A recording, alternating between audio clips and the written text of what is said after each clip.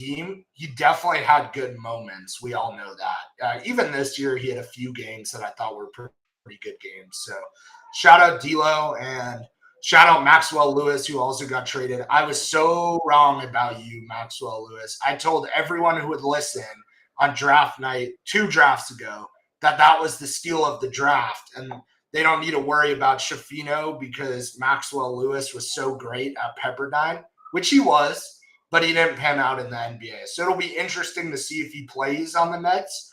I'm under the opinion after reading so much about the Lakers today that the Nets actually really like Maxwell Lewis specifically. Like they wanted to give him a chance. And we know how they feel about D'Angelo Russell. They regard D'Lo higher than the rest of the league. So it worked out perfectly. The Lakers, I tweeted yesterday on one account, who even knows at this point, that like we shouldn't care that we didn't get DFS and the Grizzlies did. Maybe I was coping, but it ended up not mattering anyway. So the Lakers got DFS. The Lakers got Shake Milton, who in a recent Rob Pelinka quote that we'll touch on, I'm sure, he said that they're excited about Shake Milton scoring and playmaking. So I do think he's going to play more than people realize, and they'll kind of give him a chance to prove he's better than Gabe Vincent, which we'll see because defense does matter too. But good morning for the Lakers. Good morning for our podcast being back after 2 weeks. And since we're not able to do the New Year's Eve game on Tuesday, this is a good way to transition into the new year here. So thank you guys for doing this. Shout out Alan and Earl for setting this all up. Yeah.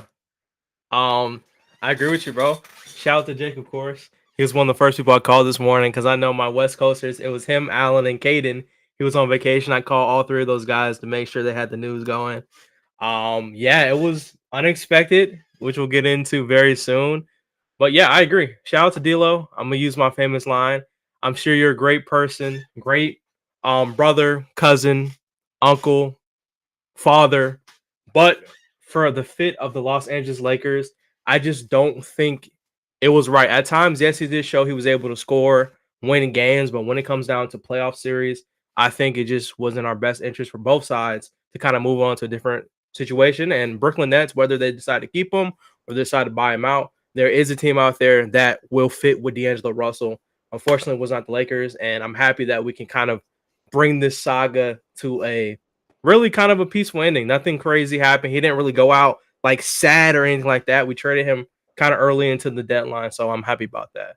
Yeah, we got a lot of fun stuff to talk about here. It's funny you mentioned calls, Earl, because I got as like my friends in real life, and obviously all you guys, but my friends from home, like knowing I'm a huge Laker fan, even though Finney-Smith isn't maybe the most exciting move, he obviously a good player, but nothing crazy. I got 5 phone calls from random people just because they know how much I talk about Lakers trade rumors or whatever. Mark, go ahead. Oh yeah, I agree with what Earl said. I think D'Lo's placement in the league is a backup point guard. I don't know what you guys think about that. But that's what I think. Yeah. I don't know about him starting. I mean, if he wants to play for a contender, I think a backup role is very suitable for him. And I think this series kind of accepted that for an elongated period of stretch. So that's kind of my take on it. I don't know if you guys agree or not. Yeah, I agree. I think with D'Lo's defense, it's interesting because if he was on a good team and they had a lot of defenders, especially who could guard multiple positions, they wouldn't mind throwing out D'Lo as a scorer off the bench. So I think that would be interesting. Yeah. But I'm still under the impression he won't get bought out because of that weird thing I saw with where he can't sign with a lot of teams. That's a new kind of NBA thing. Some buyout people can't sign with a lot of different teams. How many teams can't he sign with? It was like I think it was either like the first apron or second apron teams he can't sign with. So whoever's that list. Yep. And shout out to those people overspending. You will not be getting D'Lo. Try something else, respectfully. But yeah, passing it back to you, Alan. Hello, audience. But yeah, at least our YouTube is live as well. So if you're on YouTube or like I said in your chat here, like I said, if you have questions, hot takes, feel free to drop below in chat. Yeah, let's get into it. Like I said, Dorian Finney-Smith and Shake Milton was traded to the Los Angeles Lakers early morning. Rob Pelinka made a deal. I spoke about before, like hashtag and Rob Pelinka we trust until the NBA trade deadline. So he kept up to his word and he did his thing and made the right trade. So at least for you guys here, like I said, you guys share your instant reaction. But let's fully break down. Like, does this trade make the Lakers a top 5 or even a contending team in the Western Conference? That's a good question. Go ahead. Oh, sorry. No, Jay, go ahead. No, I was saying Earl, go ahead. So I was just okay. Yeah. Dang, pass it back to me. All right, bet. Yeah. Yeah, I don't. Okay, I'll say this. I think this type of move is one step in the process. I still do think we need a better big on this roster. I think we all do. I mean, Jackson Hayes has been hurt. We had Koloko minutes, which don't get me wrong, he's not like horrible, but he's not like the traditional backup center we need for this team.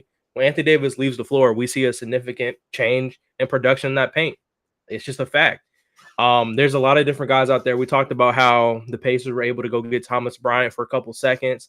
Now, Rob Pelinka showed me that he can move seconds and go get really good, great role players. So a little bit extra pressure on Rob Pelinka. And as we'll talk about later, we didn't give up any first-round picks. So guys like shout out to Mark, Walker Kessler are still up in the air. We don't know what the Jazz situation is, but there's a world where we can kind of revisit different teams, maybe the Pacers. I don't know what their situation looks like. I don't know if they're selling. I'm not sure. I haven't watched a lot of Pacers games, but maybe revisit a Miles Turner situation. Jonas Valanciunas, I'm not sure what that situation is as well. We heard reports that if it was to happen, like we could have gotten it done anytime. So that's still a mystery. Maybe that's more like a we know we can, so we'll wait to see what we can get instead type of situation. But yeah, I think it's a great step in the right direction. We talk about wings. Like this team was great when Vando was healthy. Unfortunately, Vando is not. Dorian Finney-Smith is basically another version of Vando who can shoot threes at a high rate. I think it was attempting like 2.7, maybe higher. Maybe it was like 4 attempts a game, shooting like 45% from three. That's huge for this team. A team where you have LeBron James as a playmaker, Austin Reeves as a playmaker. Even Anthony Davis is good at making plays at times too. Having him in the corner or the wing, he can shoot wing, top of the key, corner, anywhere you want him. He can hit threes at a high rate. So that's huge for us. But as far as championship contender, I still think we have a couple steps to go. My biggest thing that still needs addressing, whether it's, I would say free agency, I don't think there's any bigs that's worth it right now. Obviously, trade is huge. We need a center. So I'll kind of start with that and let y'all add on to it. Yeah, I mean, obviously I have a lot of thoughts, but since Mark just dropped that in the chat, that was actually my theory, which I texted Earl and Alan. I said, I want to get a little like Brian Windhorst and say, like, what when he did that rant, what's going on in Utah? This was so interesting to me what Mark just dropped in the chat. Explain it, Jay, because explain it to everyone. Yeah, this is what I wanted to talk about when we started this podcast. The Lakers have a unique situation with the Jazz, and this goes back a while. A lot of people say, like, Danny Ainge doesn't want to trade with the Lakers. Well, actually, we've seen the opposite because Patrick Beverley was traded for THT, and then the Jazz helped us get out of Russell Westbrook and facilitate that trade where we got D'Lo, Vanderbilt, and Beasley, right? The thing is we sent the first-round pick from 2027 to the Jazz in that trade to take Westbrook's salary, who they bought out. And now what's happened is one of the picks we've sent only conveys if we send a first if we give that 2027 pick to Utah, which means that pick is top 4 protected. So hypothetically, if the Lakers have like the 3rd pick in the draft, Utah wouldn't get that first round pick in 2027. Now, we don't want to be in that situation because we don't want to tank, but I thought it was such a weird tie-in with this trade because it almost makes you think Utah and Brooklyn have more incentive now. Utah wants that pick. Utah needs 2027 pick to be theirs. They can't have a situation where the Lakers are a bottom 3 team or get a bottom 3 pick, I should say. So that means if they want those protections off, Utah has to trade with the Lakers because they don't want to end up receiving a second round pick, right?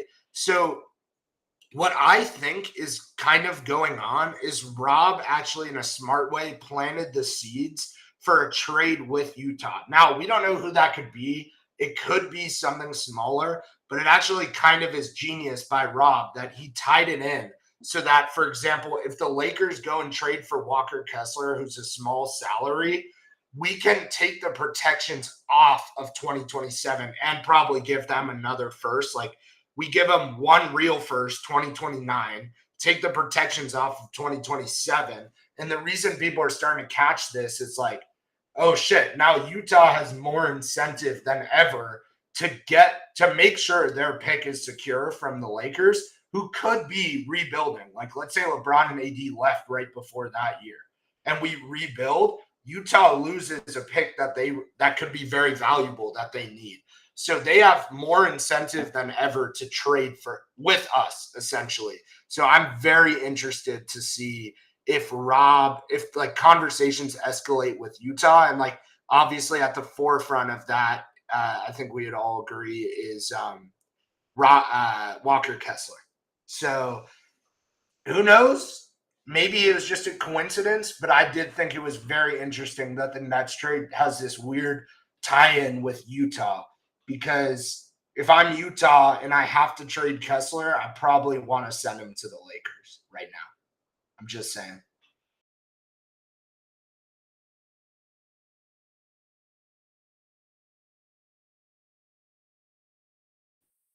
Yeah, I'll say Rob Pelinka, man. Trust the vision, man. If you're cooking like this, let me find out you're making like chess moves. I'm not gonna lie, Jake.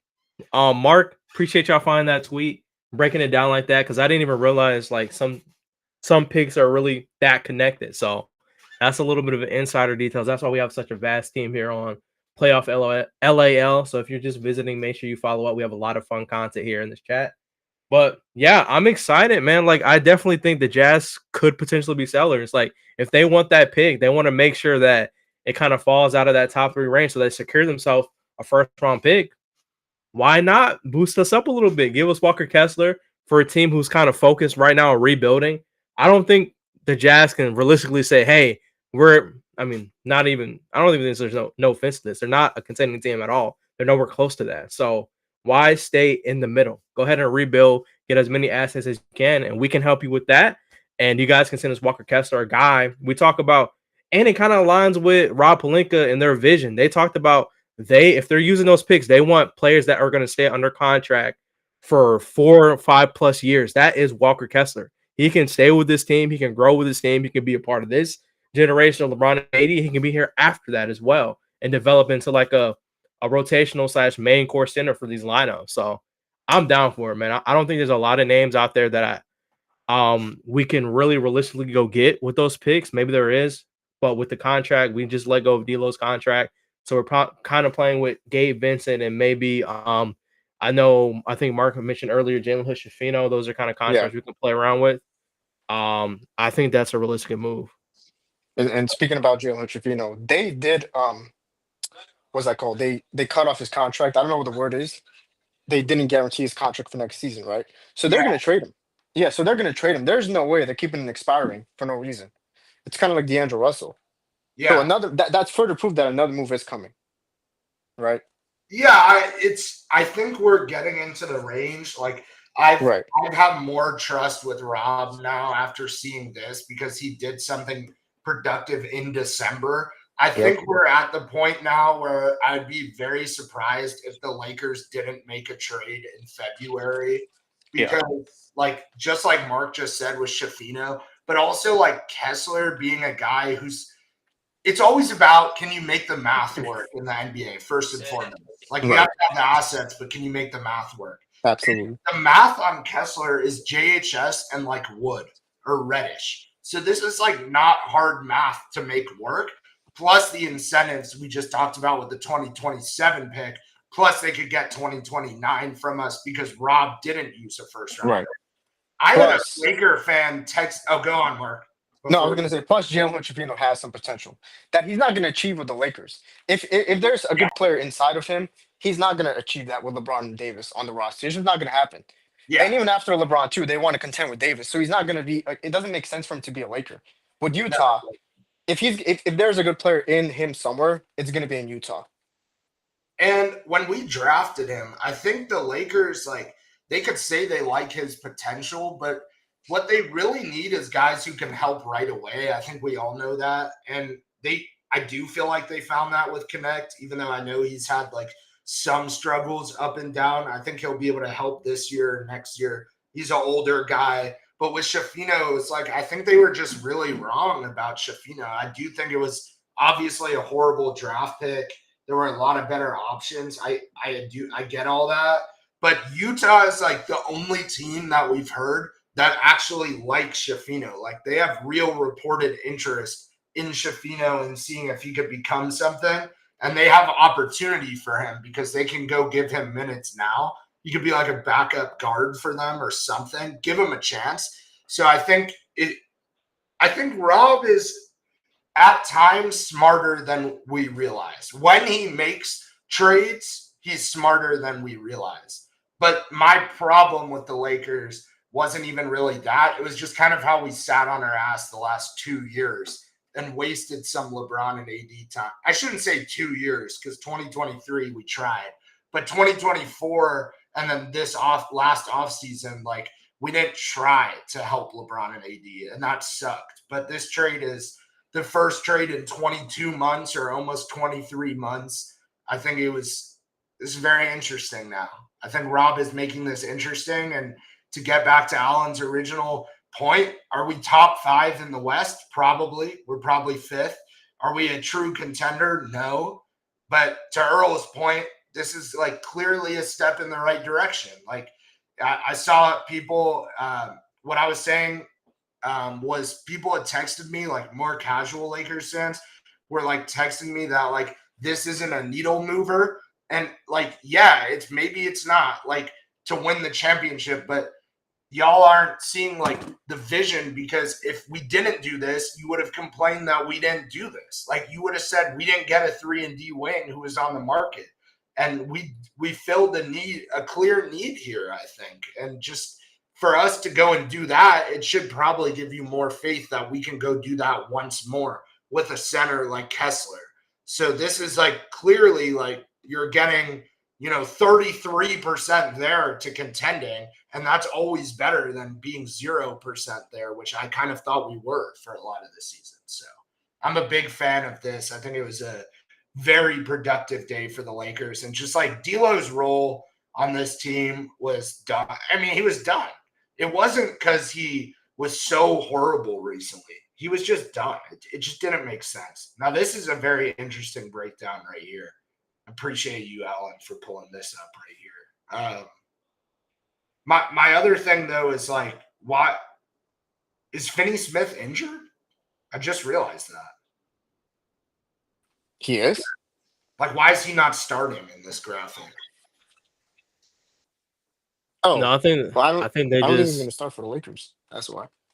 Oh, you don't think he starts anyway? No, I don't. At least not right away. I mean, he's yeah. gonna I don't think climb up they're gonna immediately start him, but I think he will be the starter eventually. because if you guys remember when we got Vanderbilt, he didn't start right away. It was still Hachimura, and then Vanderbilt kind of creeped up into the starting lineup Yeah. after like 2 weeks. Now, if JJ knows ball like I know ball, he'll be starting day Yeah, one. JJ But- knows basketball. Like Earl, he talked about Dorian Finney-Smith plenty of times on this podcast. No, I agree Plenty with of you. times.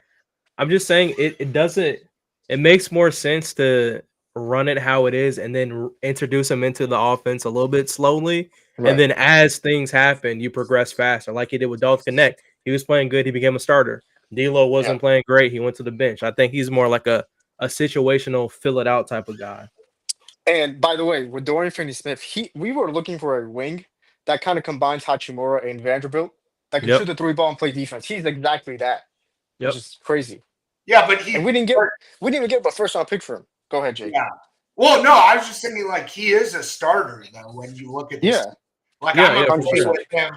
I agree with you guys. He doesn't need to like start right away. He could be like introduced to offense, but like look at the team. I mean, is LeBron even a 3? I thought LeBron is a 4. No, LeBron's a 4. Yeah, so this isn't even accurate either, right? I know Dorian Finney-Smith is a 4 too, but he can be listed more of a 3. As than far Rui as like Hachimura. who's starting is accurate, but who's in what spot? I mean, it's a little bit mixed up for sure. But It I will looks mixed up. say, I've seen a lot of people not upset. I've seen a lot of casuals, like you said, talking on the Lakers situation. I don't think you truly understand what the Lakers need unless you watch Lakers basketball. Like we sit here, we watch every single game, every possession, every we game. have not missed a game. Yeah. And for people like, oh, we lost a playmaker in D'Lo, bro, we've been watching Austin Reeves run the guard position even when D'Lo's not playing. D'Lo has had minimum production, LeBron like literally. James, bro. Exactly, we have LeBron James. Exactly. Like I'm sorry, but you can tell who doesn't watch all the games because there's people on my timeline saying the Lakers are really gonna miss D'Angelo Russell's shot creation. Oh my god! Like no. What?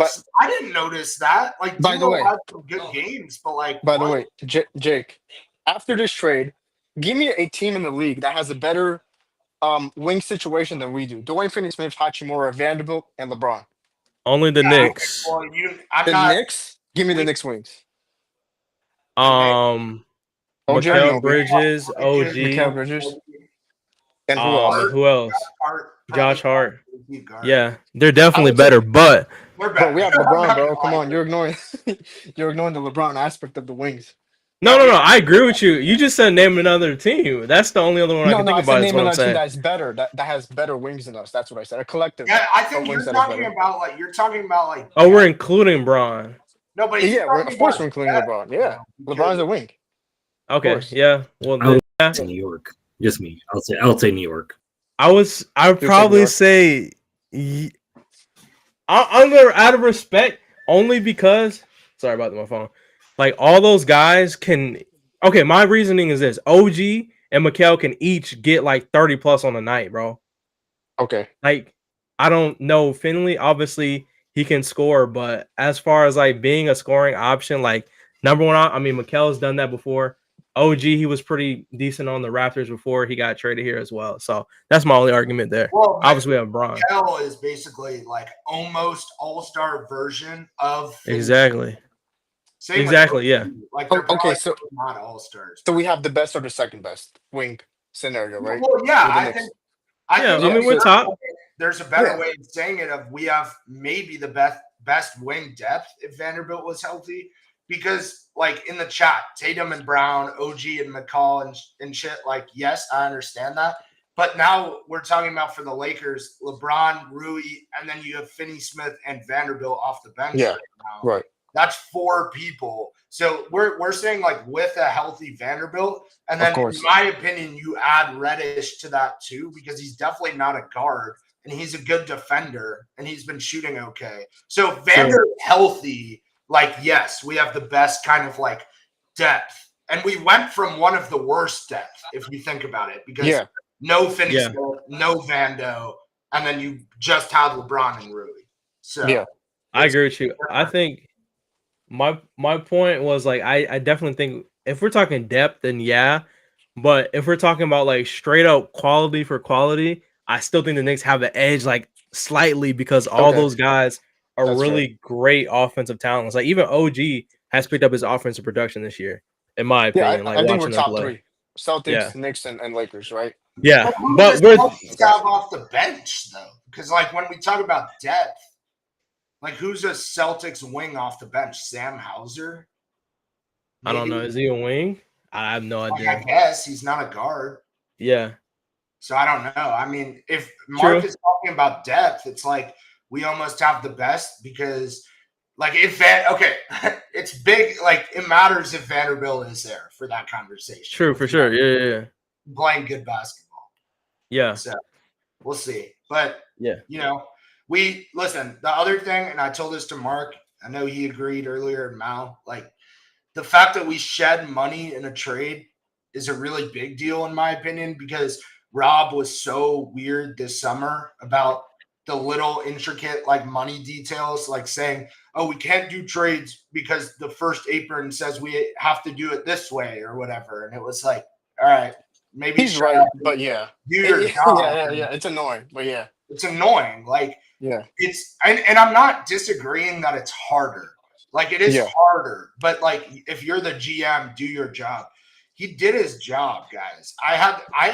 When people were texting me, like I mentioned, people said, why did we just give up all of our assets? That's what a fan told me who, yes, he's a lifelong Laker fan, but he doesn't watch all the games now.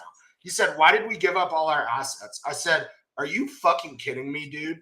We gave up 3 second-round picks. We literally got like 4 or 5 of second-round picks for Thomas Bryant, bruh. We're going to be okay. Max Christie. Do you know what pick the Lakers had when they drafted Max Christie? He was a good second-round pick, right? Do you know what pick they had that draft, Earl? Number? What pick? You guys are both wrong. No pick. Already. Yeah, thank you. There was no pick. And the morning of the draft, or whatever it was, I remember seeing it, the Lakers bought a pick from, I think it was the Orlando Magic, and then drafted Max Christie. You buy second-round picks. I was trying to explain that to my friend. If you give up second-round picks in a trade, you probably won that trade, unless you're getting off someone's salary. But even then, you can argue you won that trade because you don't have their salaries. So first, our assets in the NBA. A young player like Dalton Knecht or Austin Reeves is an asset. Almost nothing else on the team is an asset. So if you're complaining that we gave up assets that are second-round picks, you don't understand how the NBA is working. Rob did exactly what he was supposed to do. We always said, Rob, you have all these second-round picks. You can get something out of that for whatever reason. That's how second-round picks work. The Pacers got Thomas Bryant for second-round pick swap. So obviously a full second-round pick, you get better than Thomas Bryant. And here we are. So complaining about this is so stupid. It's the same people who would have been so mad if we didn't get Finney-Smith. It's the same people who would go on the timeline and say it. And I understood that. I thought Mark had good points if the Grizzlies got him and we didn't, for example. Like, I understand that, but if we didn't do it, all these people who would have been complaining are still finding ways to complain. And to me, that's just kind of bullshit. Like, y'all didn't want D'Lo here, and now you're talking about we're going to miss his playmaking ability, bro. He had like 2 assists in most of the games. Like, yes, he had one game where he had like 16 or whatever, but he wasn't playmaking most of the time. Like, his role on the team was clearly just very weird at the end, different than it was when he got here. We're not missing D'Lo, and Austin Reeves had how many assists last night? 16, 17, whatever it was. We're going to be okay at the point guard spot if Austin Reeves can get 16 assists. Plus, you have LeBron. And then the other thing is that 2020 team people are so obsessed with. Is Avery Bradley a true traditional point guard? Like, I'm confused because they're acting like people are saying, who's the Lakers point guard now that we traded D'Lo? But we won in 2020 with Avery Bradley, who wasn't a point guard. We went to the bubble. Avery Bradley didn't pull up, and we had like Danny Green and whoever else standing on the wing with LeBron handling the ball. KCP, sorry. Caruso at times with LeBron handling the ball. So technically we didn't have them either. Yeah, I understand we have Rondo off the bench, blocked by Brown. That's a good point. I'm not saying we shouldn't have any point guards on the roster, but what I'm saying is, like, can't you trust Austin Reeves to do the playmaking D'Lo is doing? Because in my opinion, he does that. I watched the game last night, and Austin Reeves did what D'Lo was supposed to do. So I'm a little confused what people are saying there. And the thing is, too, like, Reeves has been carrying D'Angelo Russell's load since the season started. Like, we talked about that a lot. This year, D'Lo is averaging career highs in every category. Every category. 3-point percentage, assist, scoring. Like, they went from 18 points a game to 12.4. Why wouldn't you sell bro, we sold him at his lowest, and we got Dorian Finney-Smith and Shake Milton, which I know people don't really watch a lot of Shake or don't understand the value of like what he brings to this team, I don't think he's going to be like a huge minutes per game player for us, but he will have the opportunity to prove himself, and I think he will, especially with Max Christie starting now. You need a little bit more production off the bench, and we talk about if we want to make more moves, you'll probably have to include that Gabe Vincent contract to go get another player if you're trying to make a move like that. But yeah, I think it was a good move. Like, shout out to Pelinka. We all been begging for a trade. This is the trade. Like, this was the best trade I feel like he could have made with the assets he used. And for people getting mad, like Jake said, like Alan said, like, these are second round picks. They're not hard to get. If we want a second round pick, we can go get one. If not, we'll just do what we always do: get somebody undrafted, bring them up on a come up, and then flip it up like Alex Caruso. Well, Austin Reeves, yeah, like we're good. So we don't have to stress about second round picks. If we really want one, we see a player we need, we'll just go acquire one. So I'm cool with it. I think it was a great trade. Dorian Finney-Smith, though, I think I already said it's a great pickup, man. I know people talking about Lakers tax. Well, bro, if the Lakers tax is a couple percentages off, he's shooting 45%, bro. If he goes down to 38, 37, we're still chilling with that. So I'm not worried about any of that. Hypothetical. So I'm happy with this trade. We needed this. Like, this is a need. Everybody complain, oh, we don't have any wings, we don't have defense. Why is Bron playing center? Why is Bron over here guarding this person? Well, Yeah. throwing Dorian, he's a versatile defender. So I'm happy with that.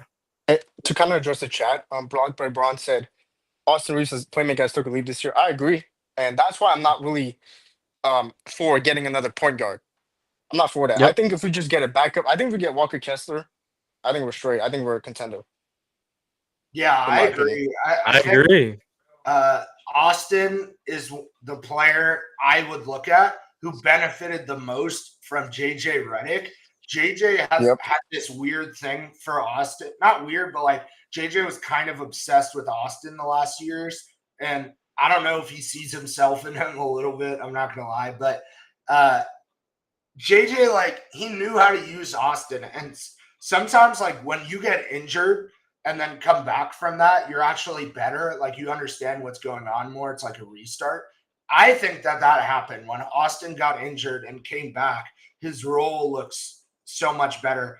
Mal said Dorian could be a legit 4 or 5 in a small ball lineup. Probably. I mean, I trust Dorian to guard like bigger players because he's tall enough. So that's nice. Yep.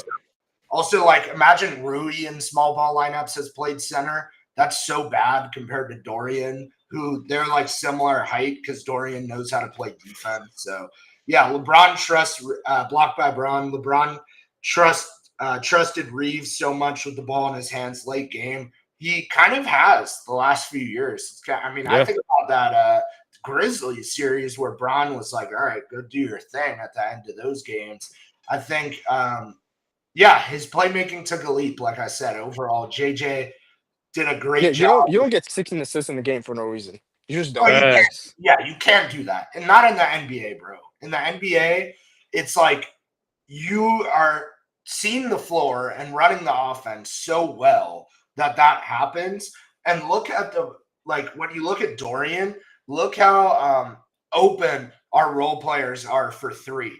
Because look at the looks, even with the old LeBron or this AD, like, look how open Rui gets or Max gets for three. And then think about Dorian Finney-Smith, like someone who's able to hit those threes. And then the biggest thing, obviously, is defense, because I trust Dorian like 1 through 4. Yeah, he's a great off-ball cutter. Shout out Blocked by Braun in the chat. You're right. So obviously, really good day. We'll see you with I keep forgetting his name now.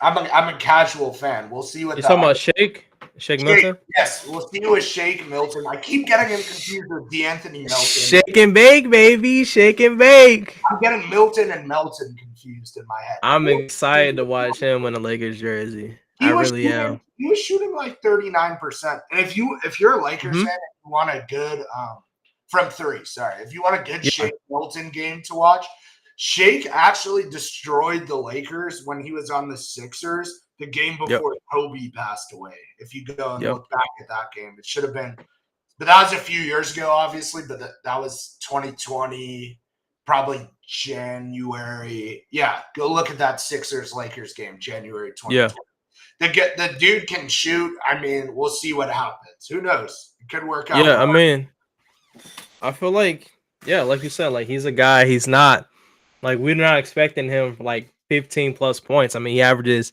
7.4 this year, shooting 38% on 3 attempts a game. So if he can go and knock down some shots, I'm not really sure how the defense looks. I'm not gonna lie to you, I haven't watched a whole lot of those games, but if he can be somewhat of a decent defender at that guard position, he can probably crawl his way into a rotation. Like we know JJ Redick is a guy who's willing to give different people chances to show that you can perform, and I'm sure that Shake will get his opportunity to do that. So, especially if Rob Pelinka, I can tell you how this conversation went last night.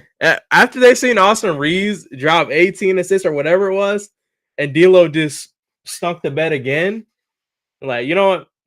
Maybe we can move off of D'Lo now. Like, I'm not saying that they needed clarity, but I mean, his last couple of games, I'm pretty sure it was like a couple points, maybe like less than 10, and a lot of those games in a 20-point game sprinkle in there randomly, and then back to less than 10 on 2 games. Like, it's just not consistent.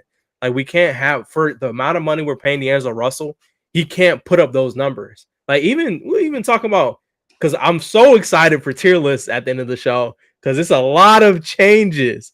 A lot of guys who are going to get a boost up from me this week. Well, these last 2 weeks combined. But it's just like D'Lo, I've been talking about it, like he does not give enough for what he's being paid. And I'll say it again. I think he's going to do good on whatever other team he goes to.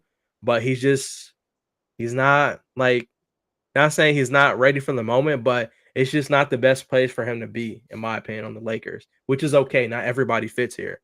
So we're good. Just don't be surprised if D'Lo, like, on the Nets drops like 30 in game 1. Because, like, I could so see that now, and then people clown the Lakers. The Lakers made a mistake. No, every team is different.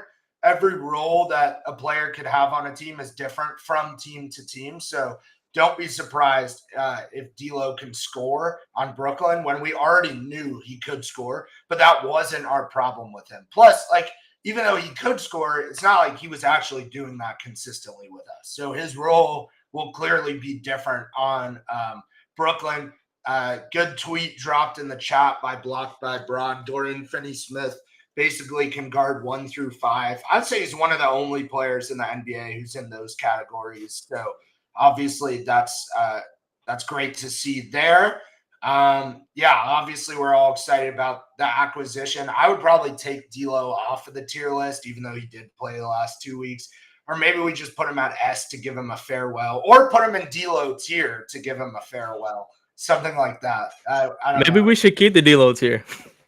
I think we should keep the D'Lo tier. I just don't think we should keep D'Lo. Yeah, I'm down. Keep the tier. Off D'Lo. I like the tier though. The tier is funny. And if Gabe Vincent gets traded, we should keep the Gabe Vincent tier, just not Gabe Vincent. Actually, I think we should abolish the Gabe Vincent tier. No, I'm just playing. We'll talk about it later. I'm trolling. But Can't do that to me, bro. That was my creation. I birthed that. No. It could be a positive thing now. It could be kind of a plus. I think it's we already always made it better than D'Lo, so that was kind of the joke, anyways. Yeah, that's a good point. So anyway, as it comes to trades, obviously the other conversation we'll get into is having a center. But I think this can hold us over in a sense until February to get more clarity, because if I'm the Jazz, so if I'm the Nets, to start with that, I'll trade Finney right now. I'll trade Schroeder right now because we want to tank. If I'm the Jazz, whether we have Kessler or not does not really matter to us tanking, in my opinion. It's not like he's a vet. He's a young player. If anything, you could get his value up before the deadline. So if I'm the Jazz, I'm not rushed to trade Walker Kessler before the deadline. And even if I'm like the Pacers and Miles Turner, like that's a saga that's been going on for years. It's not like they need to suddenly in December trade Miles Turner. So I would say, if we're being logical, do not expect the Lakers to make a trade until February. I would even say probably February 6th. Possibly February, like earlier, but I would say February 6th. And I think that that's okay. And I think if we keep playing this kind of basketball, I could see us being 10 to 12 games over 500, ideally. And then, you get a center, maybe you get another guard who could play make and he takes Gabe's spot and kind of just go from there. But great step in the right direction here. That's kind of it for this trade saga, unless you guys have more. Yeah, at least final question I got before this one. Like you said, we should probably wait till February. But at least looking at center options, we're looking at Walker Kessler, maybe Jonas Valanciunas. We could bring back those rumors of Nick Richards from Charlotte. So ideally, who is your number one target if the Lakers go and find a center in this trade deadline? Honestly speaking, I think the easiest target right now is probably Nick Richards. And the reason why is because Mark Williams is back and Mark Williams looks good. He's been playing great basketball for the Hornets. Even with LaMelo out, he had a good game. I think the last 2 games he's been in double figures as well. Rebounding looks good. Defense looks good as well. So maybe they could sell on a Nick Richards. I don't see them really contending or competing a lot this year. So maybe they go for some more assets. I don't know what the whole situation is there. But that could be a solid option. But who do I want? Walker Kessler is the dream. Like, I feel like if they got Walker Kessler, that would complete this team. I think that puts us in a different tier. Like, having a defensive-minded center who's young, who can develop under us, and stay hopefully for the rest of his career, or at least 5 years. I'm saying minimum. I think that's a huge plus, and it kind of aligns, like I said earlier, with what the Lakers were talking about. They stuck with the word. They said if they were going to trade those first, it's for a player that they can envision staying for this JJ Redick, his whole contract, 4 or 5 plus years down the line. And it honestly seems like that's their intentions. They're waiting to see who they possibly could get. And I agree. Maybe February towards that deadline, we have more sellers. That's because when you find out a lot of the teams who are kind of coasting in between, like kind of like playing range to being out, that's when they kind of wake up and like, okay, maybe we just want to fully tank the rest of the year, and get rid of some of these players and get some good assets back before the draft happens. So I definitely want Walker Kessler as on top of my list. I think Nick Richards is the easiest to get in my opinion. Jonas Valanciunas, I'm not sure. I'm just not sure. I don't know. That's all I can say about Jonas. I'm just not sure. Like, he's good. He has his moments, but I'm not 100% like Blah Blah Braun says in the chat. Like, I'm not 100% like sold on his fit. Like, he is a big physical center. Don't get me wrong. That's something we could use, but I don't know. I think if I had to choose between those 3, he'd probably be the middle/last, in my opinion. I don't have much to add because I agree with Earl. Like, the dream is Walker Kessler. The easiest is Nick Richards. Valanciunas is kind of, for me, like, if you can't get any other center, it would still be decent to have. But on some other notes, funny enough, the seconds the Lakers traded, they didn't trade 2026. So someone on Lakers Twitter, as a joke, said, still have their 2026 to use on Bryce. Second rounder, Bryce James. So that was funny. I also saw the Nets we're playing right now. I guess there were some earlier games today. The Nets and Magic played shout out Cole Anthony. He hit like a floater or layup to win that game.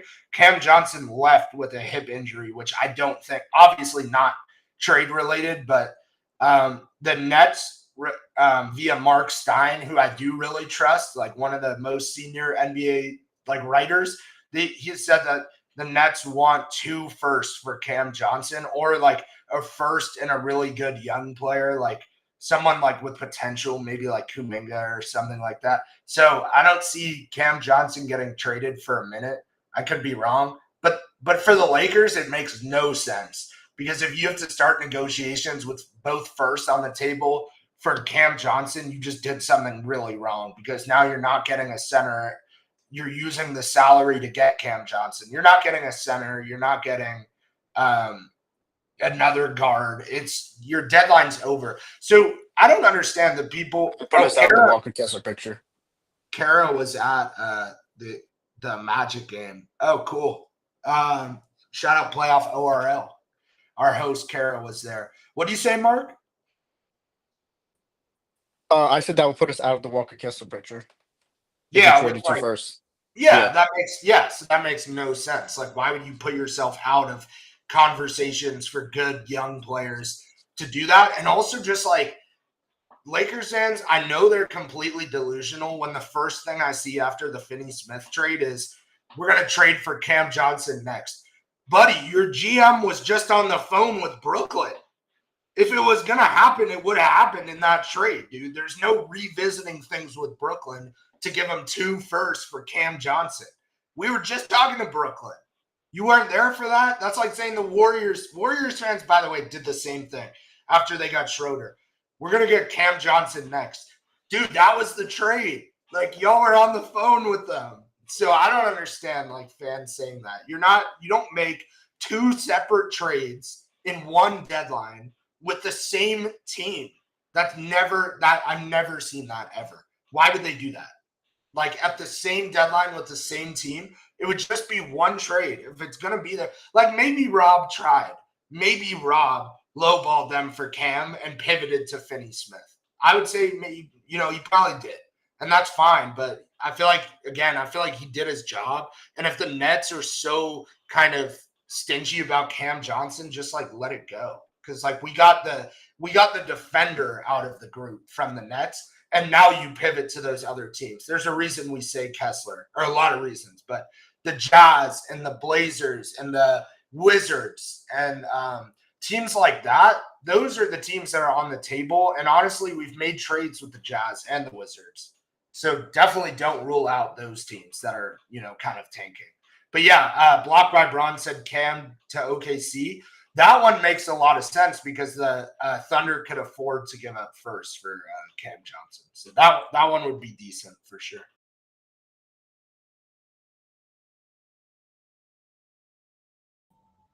Yeah, I'll say I don't know, man. I feel like a lot of fans are a little bit delusional. Like even Lakers fans. I think people got to realize when a main deal is done with a team, it's less likely that they go put out, oh, we made this trade and then come back 10 minutes later, oh, we're doing another trade with the Lakers. It's usually all together in one package. Like it just makes more sense that way. So Cam, it's not happening, and that's okay. There's other guys we can go out there. I'm not paying 2 first-round picks for Cam.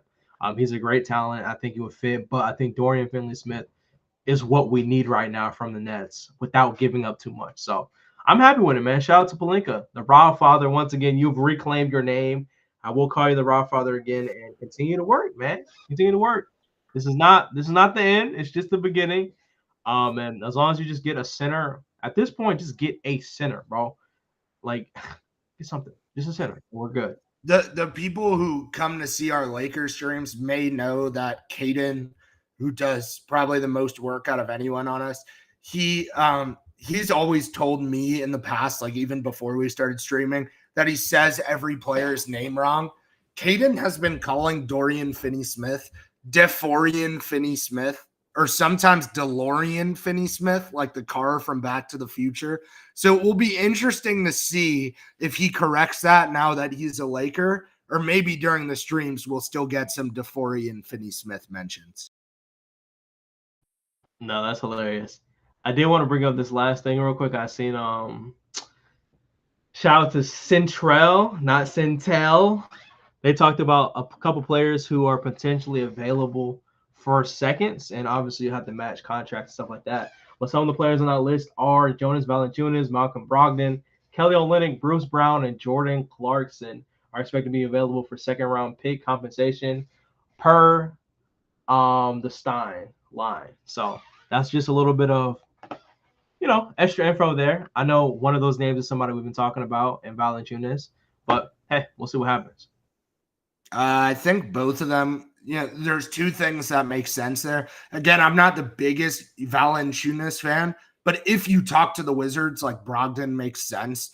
What if, you're trading Gabe, let's say, and then you do want another guard. But I think the one that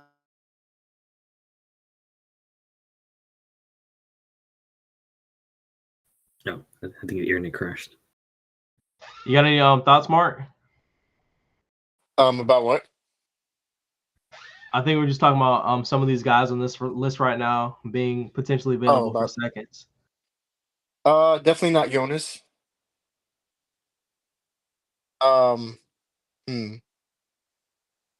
I would say Brogdon or Bruce Brown, but they make too much money. Like, they make 22 million, right?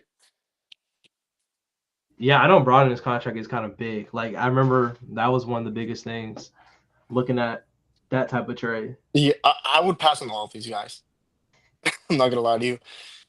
Yeah. Because like either they make too much money or they don't play defense. So yeah, and it's like Bruce Brown. I mean, we already got that in Dorian now, so it's just like, we're good on and that. don't talk to me about Jonas, man. No, I don't want Jonas Valanciunas. I'm kind of feeling you on that. Like I don't think he does anything special. Like I think he's a big body. That's cool, but for this team, I would rather have. I think everybody in the world would rather have Walker, but Bro, then I there's would nothing rather good play. that he does, bro.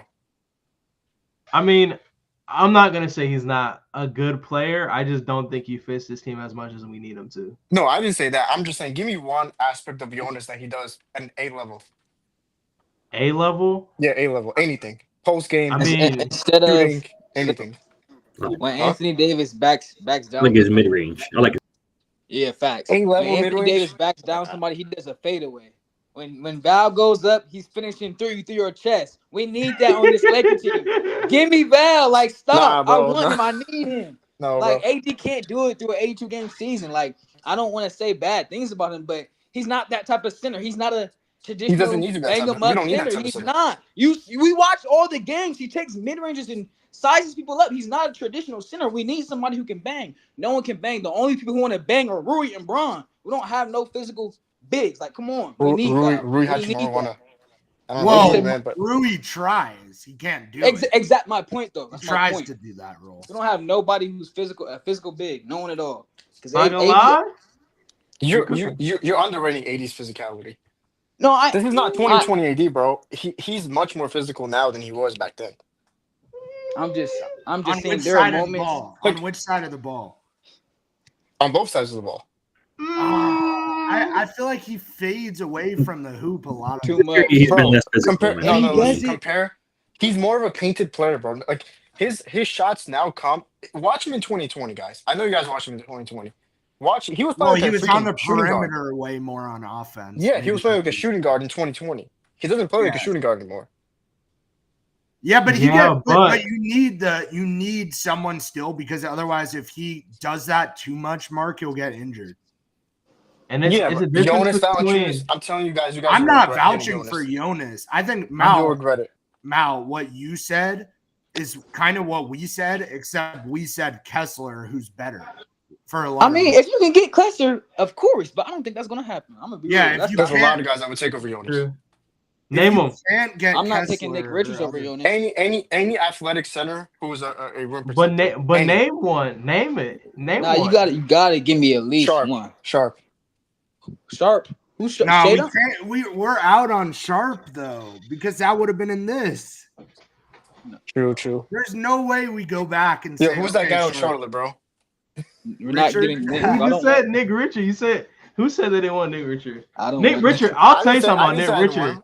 Nick I'll Richard I'll is take not. look. Nick give me Richard Nick is if we not can't what get you think. Val. I'm just saying Nick is not. Okay, I'll tell you this. Nick, he can finish a little bit, but Nick is not like this great level center that people think he is. Like Neither is watch a Jonas lot of Valanciunas, Hornets. bro. That's my He's point. better than he is worse than Valanciunas. Valanciunas is 10 times better than Nick Richards. Actually, I asked y'all a question. I'm What does gonna be Valanciunas real. do at an A-level game? Y'all Actually- haven't told me. Y'all Actually, haven't told me. I don't we'll see. think any of these. We'll see. We'll see. Yeah, we'll see. Yeah, We we'll could see, get we'll Walker see. Kessler. I don't know why you guys are like against it. I'm No, not I don't think against it. anyone's We're against just that. talking about Because- reality, though. Like, We- It's harder, Bro, to get Kessler. okay, so you don't think we could get Walker Kessler in reality? okay, I look, disagree. I think we can. like I think Jake we said, can. it's about what's easy. Like, we know we can go. Rob Pelinka can go to the Wizards anytime and go get Valanciunas. The only reason Sure. he hasn't yet is because he's working to see if he can get anything else. Like, I respect Yeah, that. like Walker Kessler. Yeah, Sure. but My it's just my whole harder. point is that like, You can't if buy the something Lakers that's not don't for trade- sale, though. We don't Oh know my if it's God. for sale. bro, Yeah, I'm using Rob's line. you're on his you're on his payroll now. Hey, What? man. But anyways, like I think if they don't trade the first round pick, at least one of them, I don't know if we're getting contenders.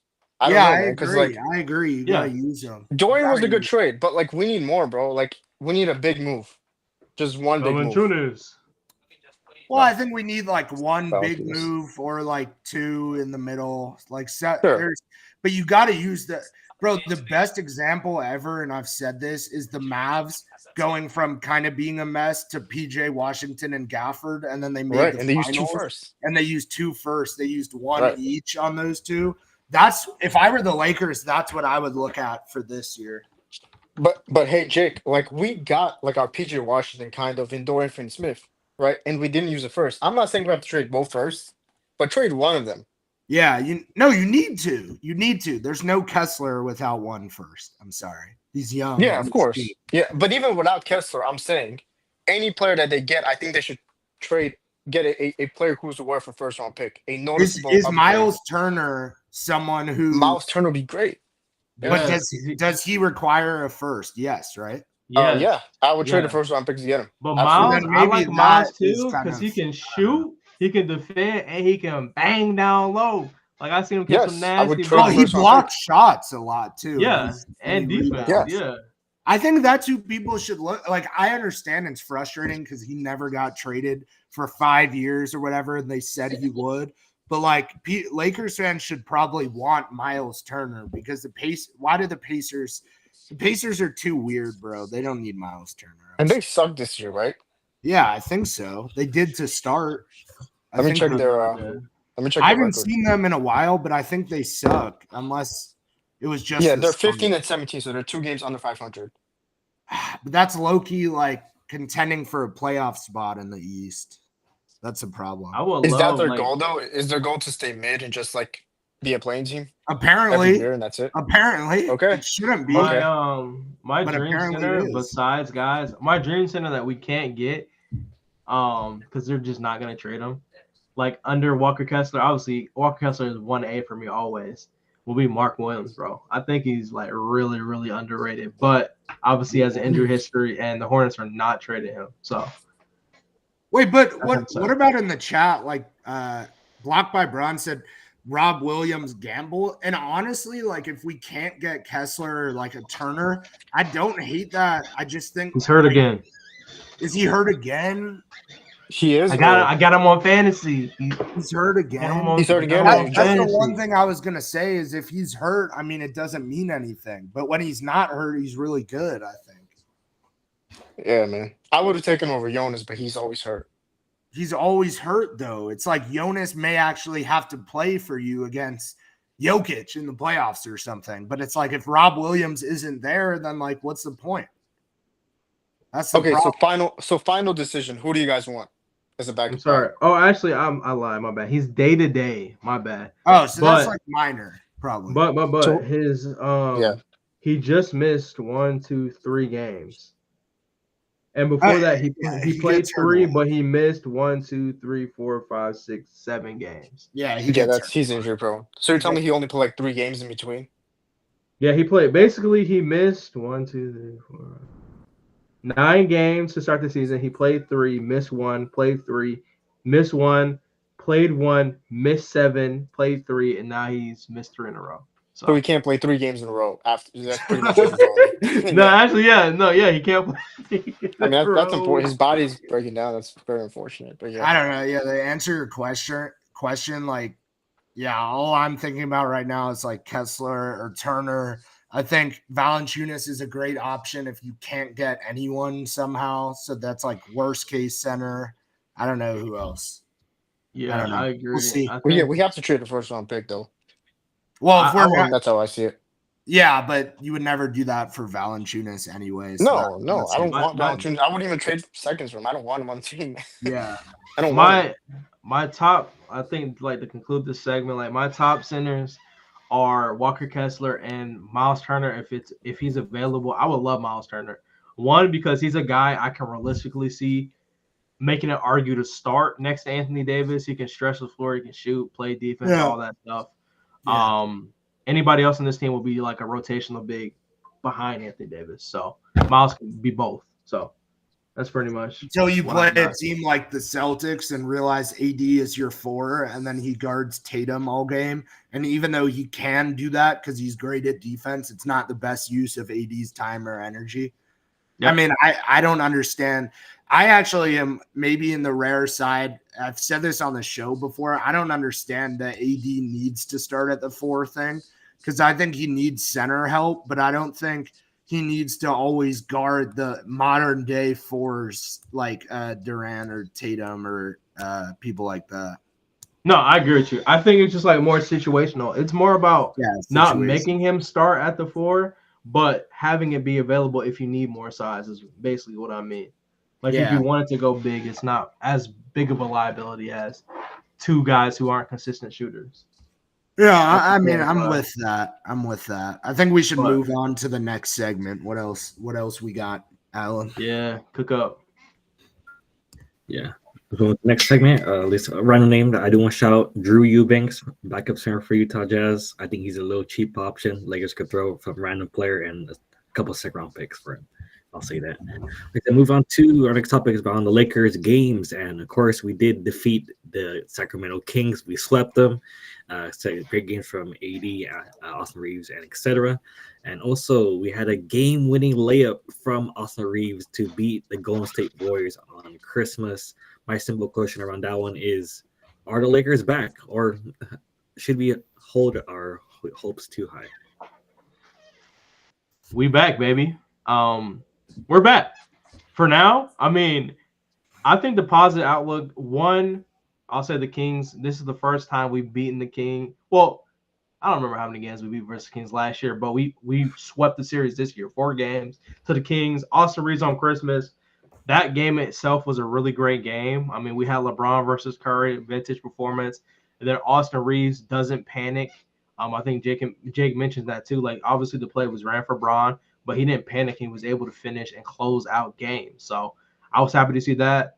Yeah, and it's just a good thing to look at. Like, we're on a winning. It's not like, I think Lakers fans got to realize it feels good to be a Lakers fan right now. We didn't make a trade while we're on a losing streak. We made a trade while we're on a 3-game, if I'm not mistaken, right?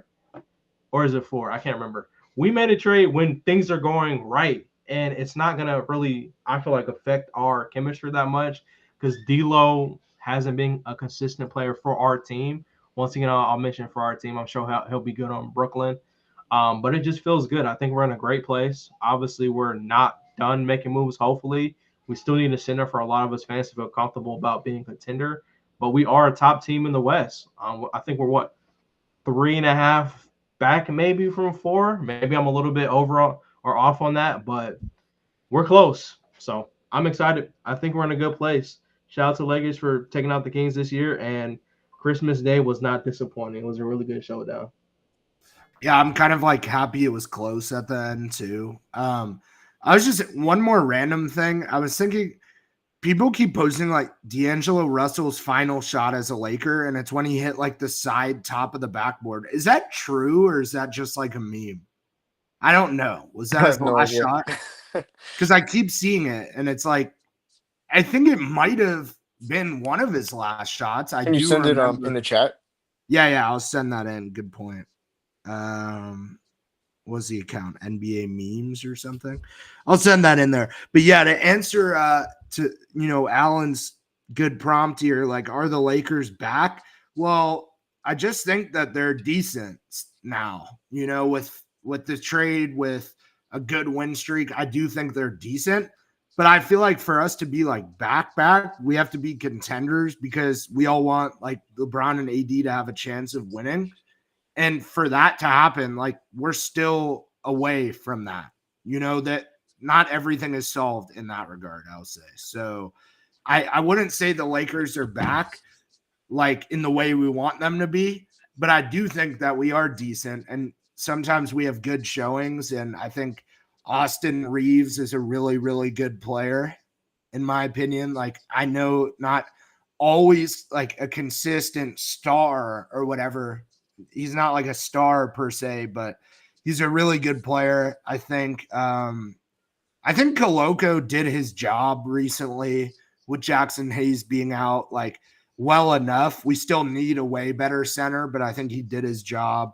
I think Max Christie clearly has taken a big leap. We weren't sure at the start of the season, to be fair, but at this point, like the way he plays on both sides of the ball, I think Rui on an offense, I feel like I trust him a lot, and I just think he's a good shooter and scorer. Obviously, I have some problems with him with like defense or rebounding, but I trust him on offense. I think LeBron beat the washed allegations pretty quickly. AD, to me, is still inconsistent in terms of being a superstar, but you do you're going to get something every night with AD, especially with defense. So I think the Lakers are like at a good place, but I don't think we're back in the way of what we expected in 2020 or 2021. And I still kind of think we're a step below 2023 playoffs, just as a reference. When I look at like the Grizzlies and the Warriors series, I don't think we're that exact team. And a big part of that is like what Jared Vanderbilt was able to do and just the fact that he's still not even here. But with Finney-Smith, we probably become close to level with the 2023 playoffs. So, not someone who can necessarily beat a contending championship team like Denver in a 7-game series, but we could give people problems in the first round. So if we want to become a true contender, they can do it. But it always had to be trades because this summer the roster was just not good enough regardless. And JJ said the other day, he thinks this roster can compete for a championship or something, which is fine. Like every coach is going to say that if you have like a decent low playoff team, but he was saying that in regards to like people not being traded, and then D'Lo got traded for Finney-Smith anyways, like right after. So clearly they are trying to upgrade, at least the front office is. So yeah, there's some really good signs recently, I'll say. Update. His last like shot per se was a missed layup for D'Angelo Russell. I think it's just beauty in the motion. Like that's like the perfect ending to the D'Lo saga. I think it's just beautiful. So shout out to D'Lo. I know he's gonna do great on his next team. Appreciate the fun moments. Appreciate the laughs. Yeah, take care, buddy. We'll be missing you. A Nets fan on Twitter said that the trade today makes the Nets better, but he's not sure about the Lakers. So tell me you don't watch basketball without telling me you don't watch basketball, basically. And then the same guy, reasons why D'Lo should be happy in Brooklyn. Cat is in New York. They can hang out with each other all they want now. Number 2, he gets to play with Ben Simmons again, his high school teammate. That's it. So shout out to that guy for showing us the positives of D'Angelo Russell being back in Brooklyn. D'Lo and Ben in 2025. No, actually, no. D'Lo and Ben reunited before GTA 6 is absolutely insane work. Oh, yeah. I mean, D'Lo and Cat can move in together and like adopt a kid or something. If he gets Jordan Woods up out of there, maybe he doesn't want to do that. I mean, I'd rather just stay with Jordan Woods and not move in with D'Lo. But what how people talk about D'Lo and Cat, it almost makes you think they're going to adopt some kids over there. Speaking about D'Lo, like what's his best situation? What team? Dude, it's the Brooklyn Nets easily. Really? It's like okay. It's the fact that they like him and the fact that I think we all agree. Let's say he was there. He got like 30-something minutes a game as a starter. Like that's like one of the only teams in the league he can like comfortably average over 20 points per game for the season. It's the reason I'm hesitant on Brooklyn is because they want to tank, right? So yeah, but that is kind of better for D'Lo. Why? Oh, you think? Oh, okay. I get what you I think he might win them some games. Yeah, but that wouldn't necessarily be bad for D'Lo. That's like bad for Brooklyn. True. Yeah. But I'm saying like give the perfect scenario where the organization's intentions fit D'Lo and his intentions. You know what I mean?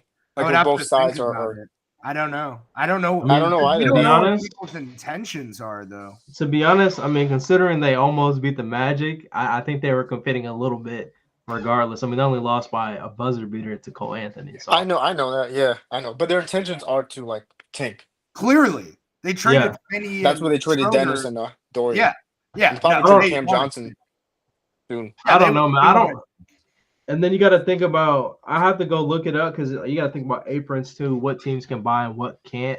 Like there's certain teams who just can't get D'Lo because they're over the second. So yeah, I don't know. I agree with Mal in the chat. Like if D'Lo is like, let's just hoop or whatever. I Right. feel like Brooklyn is pretty ideal. But if you're saying like the team aligns, again, we don't really know what people's intentions are. But I could see like Pacers backup point guard. I could see like six Oh man. yeah, Pacers. Pacers 6-man, Raptors either 6-man or starting in quickly spot, like something like that. But I don't know. I don't think D'Lo is the perfect winning player, to be honest. So That's what I'm saying. That's why I asked eliminating that winning question. I don't teams. think he's a perfect winning player either. I don't think he can play for a Yeah. contender, but I also don't think he can play for a tanking team because he might win them some games. Yeah, he might. But I think So I they'll guess a just team like the live with Pacers, that, though. a middle of the pack team like the Pacers. Yeah, Pacers. Yeah. Hornets 6-man, like that kind of makes sense, Right. So he's not a starter. Not on a kind of like playoff contending team playing. That's crazy because last year we relied on D'Lo so much. Yeah, to but start. the Lakers are stupid. Like if you look, though, you can't trust the Lakers to build a lineup. At least in the last few years. Think about it. Think about all our lineups made no sense. Like Russell Westbrook, not a starter on a contending team, but he did for us. No. So I don't know. I don't think Russ has a place in the contender at all. Neither even do as a I. bench I think I honestly think he hurt the Nuggets, to be honest. Yeah. I don't know. Maybe they'll see his negative impact in the playoffs. some of them already did. People who were saying it was a great signing, like the swipe a cam guy for the Nuggets, are now saying that Westbrook sucks and he hates him and he hates all his fans. Yeah. So and look what happened with the Clippers, bro. Yeah, he was awful in the playoffs. When they took Russ from us, the Clippers, they thought they were so smart that they got him for cheap. No. And by the time he left the Clippers, they were so happy that he left. And they do not have a passionate fan base, and they were still outspoken about. He's not a good basketball player because Russ is super ball dominant, and he's not good enough to be a ball dominant player anymore. Yeah, he was, so he didn't switch that. He didn't adapt after. Yeah, he never adapted. Because he was, but yeah, I don't know. Right. D'Lo is in a way a little bit similar, except he can shoot, which in the NBA, it's like. You got to be able to shoot as a guard, and Russ couldn't do that. So,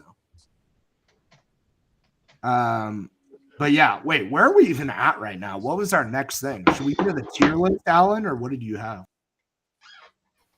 I was about to say, before we go to, like I said, I mentioned the tier list, at least for Mal, Mark, or any of our co-hosts here, Jake, Earl, if you have any more final questions or his hot takes before we go into the tier list. Hot take, we winning it all, baby. We locked in for the championship. I got my trophy in the back on pre-order with ball. We ball. We were one trade away. A first round pick trade away.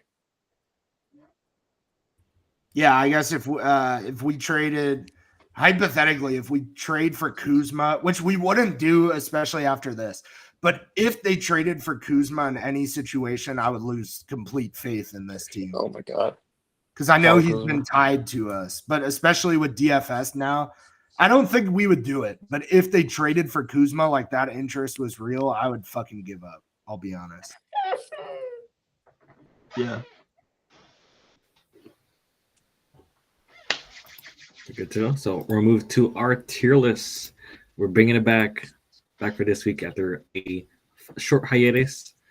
And this will be our tier list for this week. Of course, we're going to edit it, but it's our tier list for this week. We got S, A, B, C, D, injured, South Bay Lakers, and the all elusive D'Lo tier. Shout out D'Lo.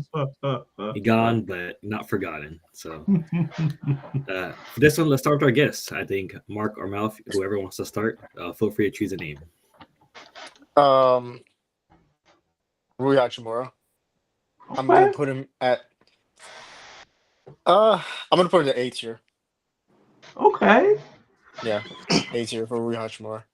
All right. That's probably that's one of the better Rui answers we've gotten on this show. Yep. Yeah, I kind He's of been hooping, man. agree. I kind of agree with Mark because yes, again, he's not the best defender, rebounder, like things like that. But what he does do, he's been doing at an A level. And I just feel like you can't ask for someone to be something they're not.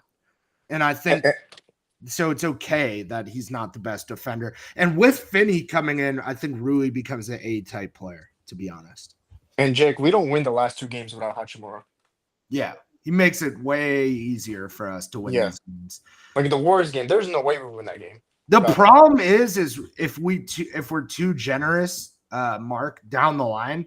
Because think about it, like LeBron, AD, Austin Reeves. I mean, those guys are all probably A or S right now, right? Oh yeah.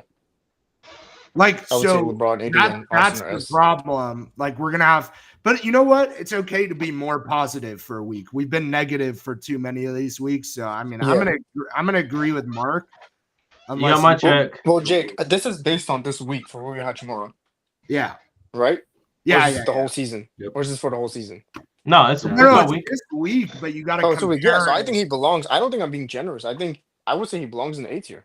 Yeah, I guess you're right for this week. Yeah. I try to compare it to the other players a lot, but yeah, you're right. This week he was A. Yeah. Mao, you know go. what? I don't know if you're just in chat, but pick someone, Mao. Oh yeah, Mao. Or wait, is he not up here? So maybe it's harder. He said JJ. Okay, he said J. But Mao, you gotta pick a tier.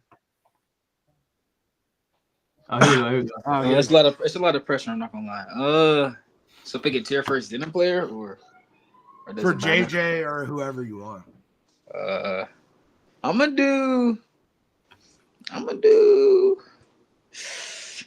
do Gabe Vincent. I'm gonna take Gabe. And honestly, okay, can you guys quickly break down? It's like this is relative from what we're expecting you to do this season, and know what you can do. Like, okay, it's more so on what you did throughout the week and what we've seen you do throughout this. Like basically comparing what you've been to what you produced this week. Yeah. Shit. I gotta pick Gabe and A. Okay. Bro, we can't do it this way though. Then everyone's gonna be an A. Yeah, bro. Not on my list. Oh, so wait. So I put my B. Why does that matter? Yeah, I don't know about A tier, bro. I mean, because not everybody everybody put can be everyone in A. Wait, you tell me he's been just as good as Rui Hachimura this week? Okay. In his role. That's not the role. That's what I'm saying. In his role, though, low key in his role. In his role. Yeah, but the thing is that small. you can't say in his role, bro, because in his role that okay. So Well, when I you say think that's in his kind of the role, whole thing, Mark. I think, if I'm not mistaken. yeah, but when you say in his role, I guess you could put everyone at A tier by that context. No, right? no, I don't think we should. I don't know about all that. I don't We know. don't see some bad weeks, Mark. Not everyone. Okay, not everyone, but a lot of these players can go in the A tier if we're saying in this role. I don't think we Is should say in this role. Gabe's in I don't know. A? Okay, going to A tier. If Gabe is in A, Max is in S, and that's a problem. Exactly. You have to keep it within the flow of the team. Yes, you guys were both right with how you view it, but we also keep it in the flow of think about like AD MVP when he was playing like an MVP to start the season, right? He was in S, and then LeBron was sometimes in S, but a lot of times A, and then we went from there, and Reeves was in B. So that's the problem with doing it this way. So like I could come around to Rui, but Mal, for more context, like Gabe has been at the bottom most weeks. We gave him his props when he was playing decent, when he started shooting the ball. So if Gabe was, for example, C last time we did it, we can't really put him as high as, like we could put him in B, but I don't think we could go that high. That's kind of where I'm at. Unless he was like putting on like 25 and 10 every game. Yeah, if he did that, of course, like, but I think Gabe and B is fair. I think the consensus off of what everybody's countered that Gabe should be in B. A was the highest, and then I think everybody's kind of ranging around B. So I'll go ahead and go next. I'm just gonna throw it out there, bro. I'm gonna say this with confidence. We're talking about this week. I'm going straight for my boy AR. AR double up Reeves. Double up Reeves. And if you double him, he's dropping a triple double. If you double him again, he's dropping 16 assists. Austin Reeves, for the first time, I'm putting him in S tier. He overperformed in his role. He dropped a triple double on Christmas. And then he came back. No, Bron, that's okay. I'm gonna go get, what do you have? 20 and 16 assists? Something like that. Maybe it wasn't 20. I might be hyping it up a little bit. But he played. No, you're right. It great was 26 and basketball. 16. You're right. Oh, 26 and 16 and 6 rebounds? I think, according to Austin Reeves standards, this is the highest we've seen him perform in a week so far this season. So I'm going to say S in my opinion. I'm not going to lie.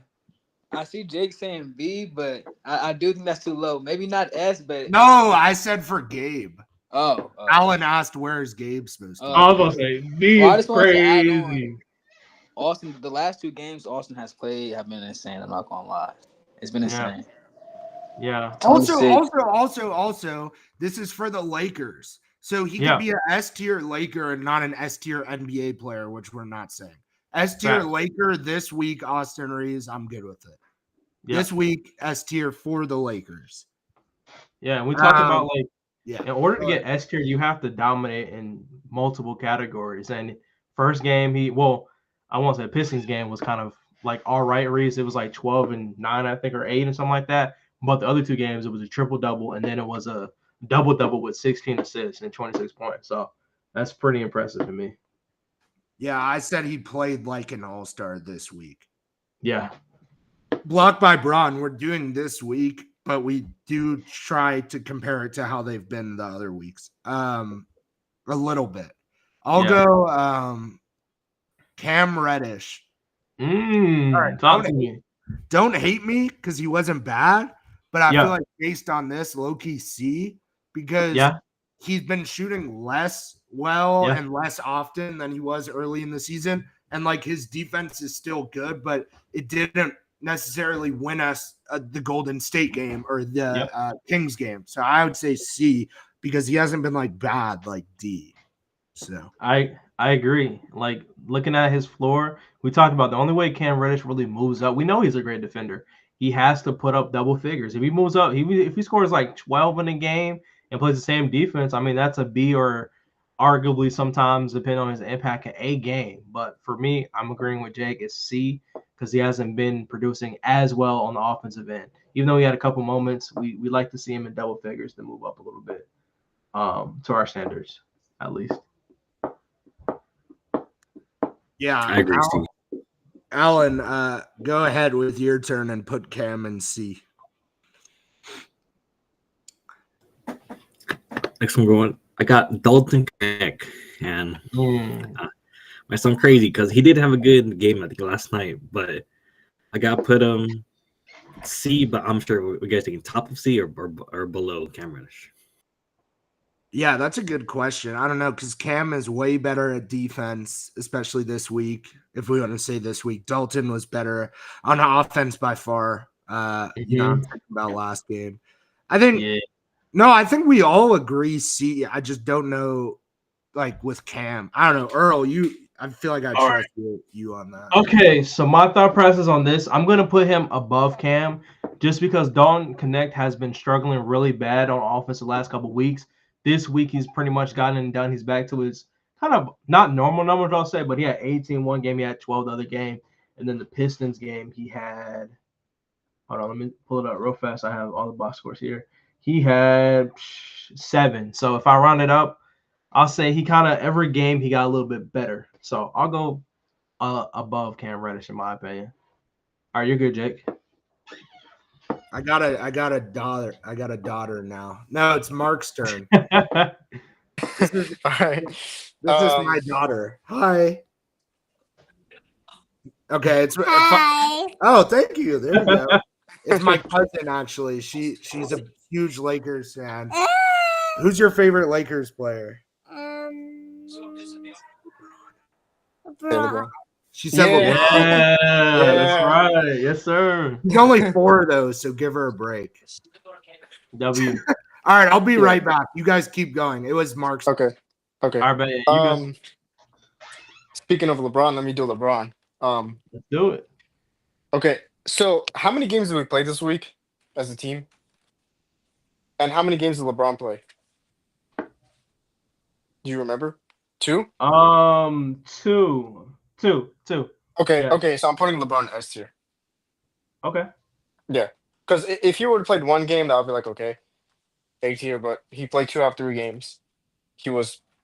Especially the Warriors game, he was critical in that win. We don't win that game without him. Yeah, S tier. Top of S tier. All right. I'm gonna say S tier. I could see. No, I'll let you go first, Alan. Go ahead. Put it on the spot. I'm sort of like in a dilemma when it comes with LeBron James, and that I think Austin Reeves made the game way later, but we know Austin Reeves, he said in post game that the ball was supposed to go to LeBron James, so it was like sort of conflicting. But Austin Reeves did make the play, and he had a great game versus was it the Kings? But I don't know if he had a great game versus the Pistons, and we know that LeBron James mostly led that game, so it's like sort of conflicting in a sense.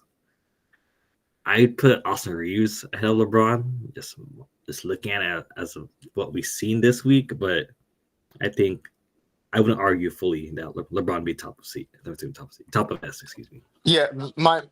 what I would say to that is like I know Austin Reeves hit the game winner, but I thought LeBron had a better game in the Warriors game. That's what I would say. I'll say this too to balance it out. I think that Austin Reeves. Oh, I said Reeks. I think Austin Reeves. I don't know. I think I'm kind of leaning towards. I might go Reeves, bro. I might go Reeves at the top, bro. Because if we look at the numbers, like Bron, yeah, he had 28-point triple-double. Amazing. Like, obviously, you can't compare that. Then he dropped 32, 6, and 7 on Christmas. But, like, as far as this week, I mean, Reeves, game winner. In that same game, too, it's not like Reeves was just, like, playing, like, average. He had 26, 10, and 10 that game on Christmas, hit the game winner, and then he comes back. He plays the King to close out the King in our season series with no LeBron James. He drops 26 and 16. Like, I don't see – You convinced me. Like, I don't see Reeves being ahead of him any other time really throughout the season, but I think I have to give him a slight edge. But they're both S tier for sure. They're both S tier. Yeah, that's fine. Put Bron second in S tier. Yeah, because, like, I love Bron, and then we lost the Pistons game too. Like, no disrespect. Reeves, his worst game was the Pistons, and we lost that game. But his best 2 games, we both won those too. Yeah. So I feel like also like in that Warriors game, like Austin Reeves had like back-to-back threes. Like I'm trying to find a sequence, but like there's a moment if like Austin hit like back-to-back threes that are like important. Oh, so the reason I would say before you guys are gonna put LeBron, I think out of the 3 games, LeBron has been better than Reeves. 2 of those games, right? Yeah. The Pistons game and the Warriors game. I thought he was better. I know Reeves hit the game winner, but LeBron was the better player that game. So, but yeah, I'm fine with LeBron being second. Yeah. Put him second. Yeah. I think it would have been Jake's turn, but you can go ahead, Alan. Or should I go? I forget what the order was. I'll go for this one. Christian Coloco. We're putting him D-Lo tier. We ain't leaving that D-Lo tier empty. We're putting him in D-Lo tier. He did his thing, wasn't efficient. He was just there, and he played the minutes he was given. Oh no, you guys have a D-Lo tier. I didn't realize that. Yo. Yeah, D-Lo tier is reserved for the he just got traded, bro. Give him some slack, man. We can't leave the tier. He is it's his heart, man. He's a part of the team always. Gone but not forgotten. Facts.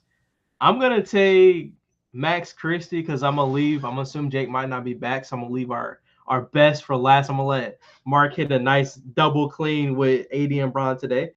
I'm going Max Christie A tier. Max Christie has finally developed into the player we want him to be.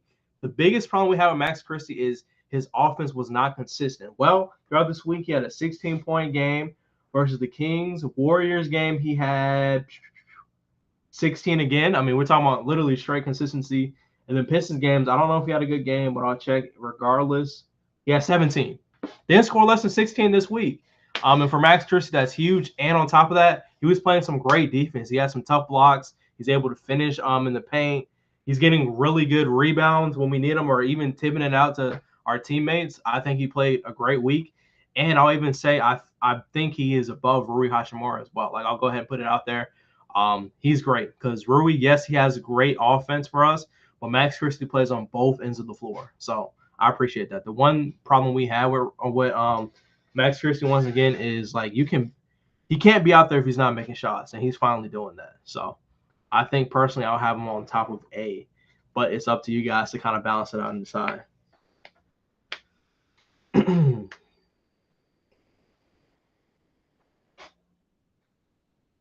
I want to say Wade Link, putting Max on top of A. Bet. All right.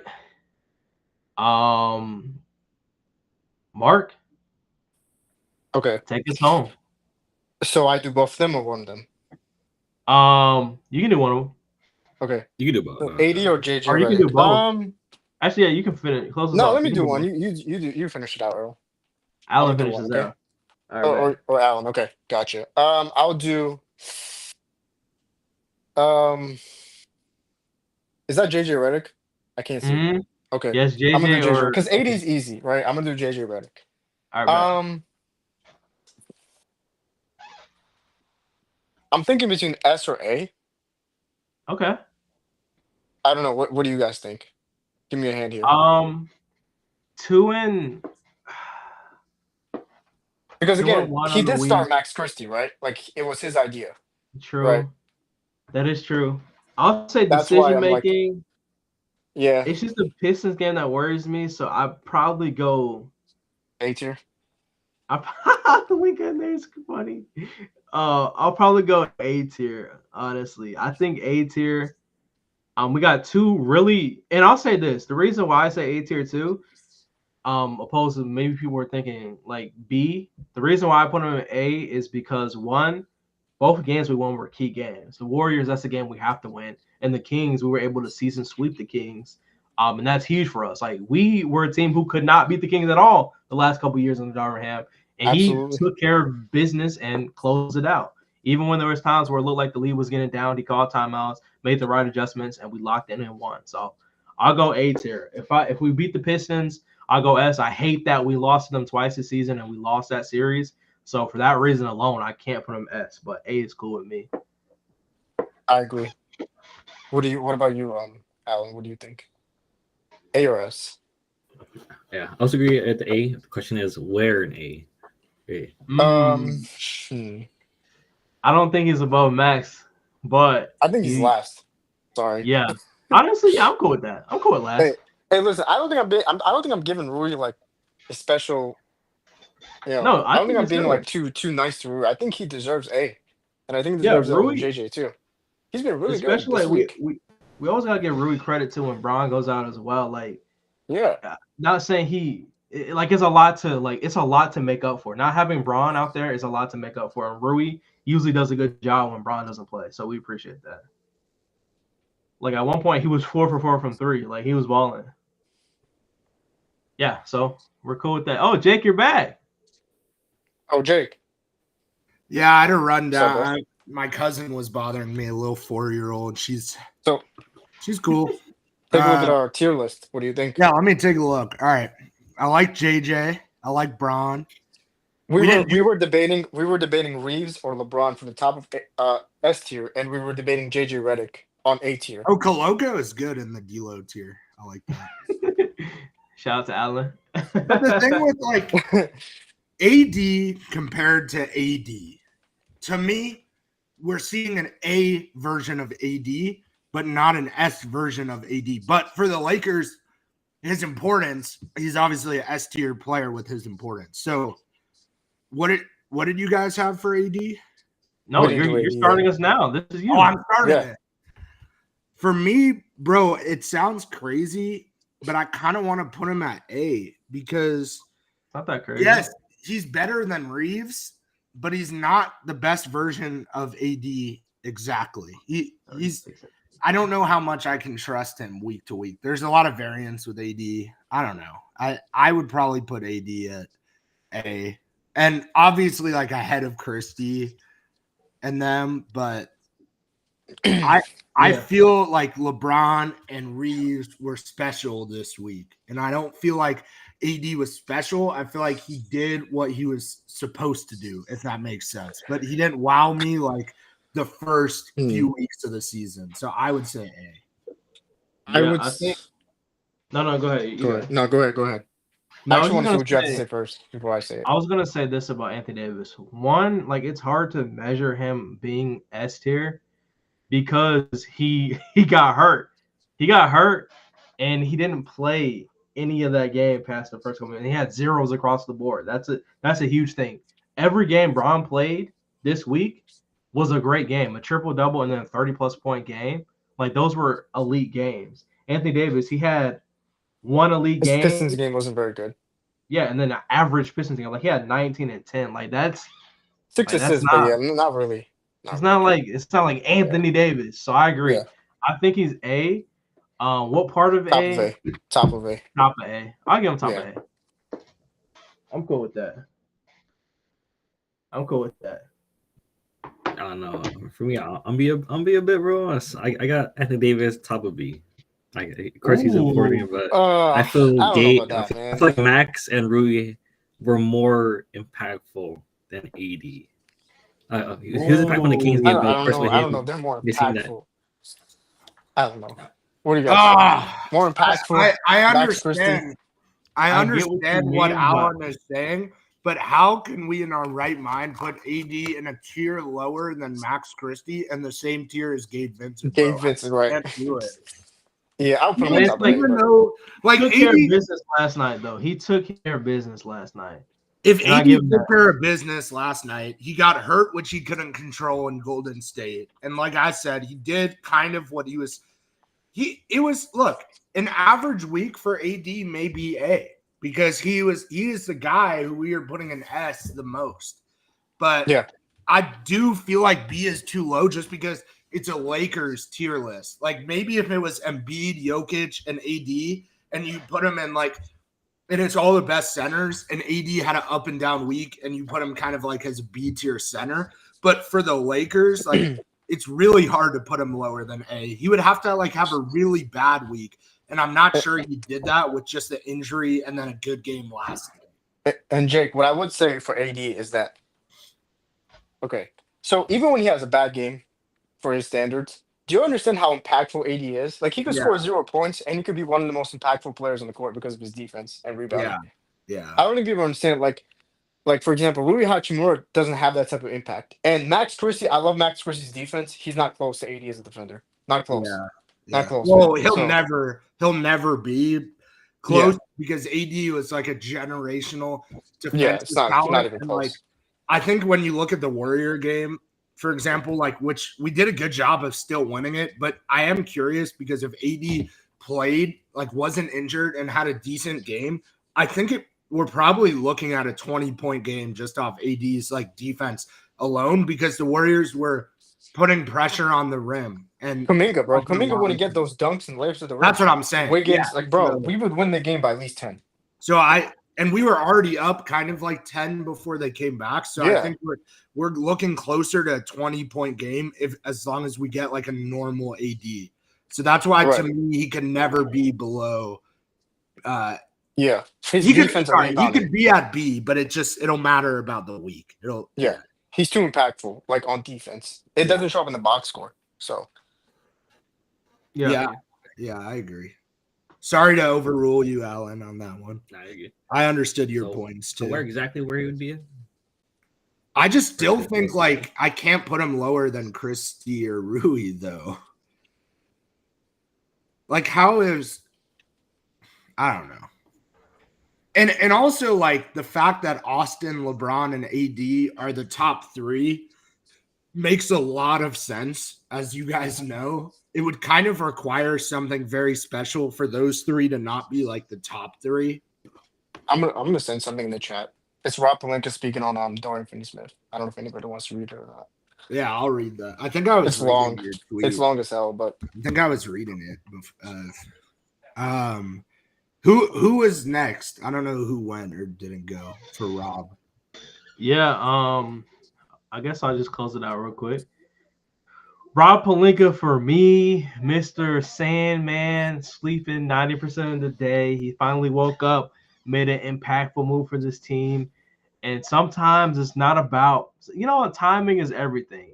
And I feel like today was just our time to shine. So for Mr. Rob Pelinka, this trade for what he gave up, I don't know, man. I feel like, oh, man. I'm not gonna lie. I'm putting him A. I don't think it's anything lower Wait, than who A is it for what again? we gave up. Yeah, but who is it? Earl, there's a big problem here. It's Mark. It's Rob Pelinka. The big Okay. problem is we never did it for Rob Pelinka. We couldn't take out our frustrations in weeks where we would say D or C. So even though the other ones are based on this week, it kind of feels unfair to act like a guy who didn't do his job for the last year and a half gets an A because of 1 week. Now, you're right, because it is based on this week. I don't know how we want to do it, but we haven't put him in tier list. So it's like what actually it should be is like not higher than B because he's coming up from D and maybe Jake, C. I'm sorry. Wait, No, can I you're just good. Go say ahead, this Mark. analogy? Yeah, I just want to say this Yeah. analogy to like complement what Jake said. So I agree with what Jake said. So it's like, for example, when Vanderbilt plays, he makes like 1 or 2 threes. It's an anomaly, right? We don't expect him to make jump shots or threes, right? But when he does, we're so excited. It's kind of like Rob Pelinka. He makes a trade, and we're so excited. True. Finally, he made a freaking trade. But like I agree. the fact that he hasn't done anything for so long, it's like, you know what I mean? Like he can't jump from C or D, whatever it is, to like A or S. If you True. understand my That's analogy here, the it's point. like I'm giving you like the player analogy. And then I'll say this about it too. Like not doing something, obviously speaking on what's happened with the Russell Westbrook thing, is sometimes better than making a terrible trade like that. So I feel like the floor for this trade, it was good. Like I agree. I get the point of like he hasn't done anything this season, so it's hard to like put our metrics on that and bump him all the way up to A. But I guess if we're going off of that, then I would say top of B, bottom of A for me. So because I think it was a good trade. For what we gave up, we got rid of D'Lo, who's having one of his worst seasons. Didn't cost as much, and we got a wing who can shoot the three at a high clip. That's what fans have been begging for. So, but if we put Rob on here next week and there is no trade within the next week, it wouldn't be fair to move Rob up or down. And then it wouldn't be fair to just say he got an A week or B week because he didn't do anything too. So it kind of becomes impossible to do this with Rob unless it's like the week of the trade deadline, the first week of free agency, the draft. Or think about like this. I think we're we're thinking about it too hard. I think it should only just be applied to when he does a trade. Like it stays the same until he goes to the next trade. We're like, okay, was this better than the other one? Did we do worse than that? And then you kind of go off of it again and then move them around. Yeah, if we do that for each trade, I probably would give him somewhere an A. But then it has to be very clear that that's only because of one trade. And we shouldn't put him back in A next week if no trades happen. I think we would have to wait until the trade deadline and then evaluate what happened. Yeah, that's cool. But then I would agree with you that like A minus feels fair if it's one trade, and that's all. I think everything about tier list just stays the same, and then Rob is just there. Like he stays where he's at until another trade's made. Like that's just his floor. I feel like if we think about it like that, it's easier to grade. Yeah, but then next week when there's no trades, what I'm saying is you're gonna have Rob Pelinka in your A tier, and everyone's gonna be like, why? I mean, sure, then we could just take him off, but I'm just saying, like, as far as like for the trade, I think it's just as simple as he did good this week and he's on the list. Just like when we first introduced JJ, well, that's different because he's a coach every week. But JJ does shit every week and every day.